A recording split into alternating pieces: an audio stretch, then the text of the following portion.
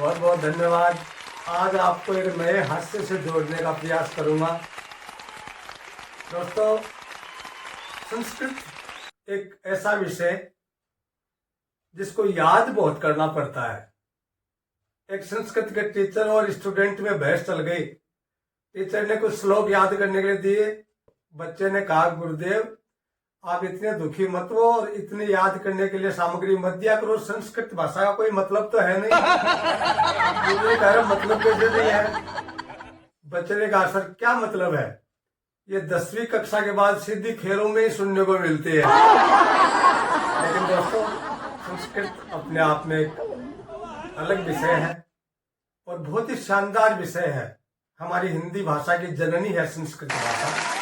इसलिए आज संस्कृत का उपयोग करते हुए आपको हास्य की दुनिया में ले चलता हूं।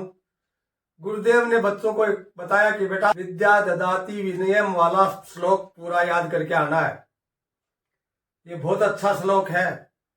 बच्चे ने कहा, गुरुदेव इस श्लोक की तो बात छोड़ो, मैं बताता हूं विद्या से क्या क्या मिलता है। तो उसने नया श्लोक दिया गुरुदेव को कि विद्या ददाति सरकारी नौकरीम, विद्या ददाति सरकारी नौकरीम और सरकारी नौकरी ददाति सुंदर छोकरी। प्राप्त करने के लिए आदमी को अच्छी विद्या अध्ययन करना पड़ेगा, सरकारी नौकरी लगनी पड़ेगी, तभी जाकर के कोई सगाई की साठगांठ हो पाएगी। और ये जमाने से चलती आ रही हैं चीजें। सतयुग में देवताओं को राजी किया जाता था यज्ञ हवन के द्वारा और उनके आशीर्वाद से शादियां हुआ करती थी। जब त्रेता युग आया तो धनुष तोड़ने पड़ते थे और जब द्वापर युग आया तो अच्छी पत्नी प्राप्त करने के लिए मछलियों की आंखें फोड़नी पड़ती थी। और अब के कलयुग में सरकारी नौकरियों के कंपटीशन की परीक्षाएं पास करनी पड़ती हैं तभी जाकर के। लेकिन थोड़ा सा आजकल के बच्चों में इस मोबाइल की दुनिया के कारण बहुत बड़ी गड़बड़ हो गई है।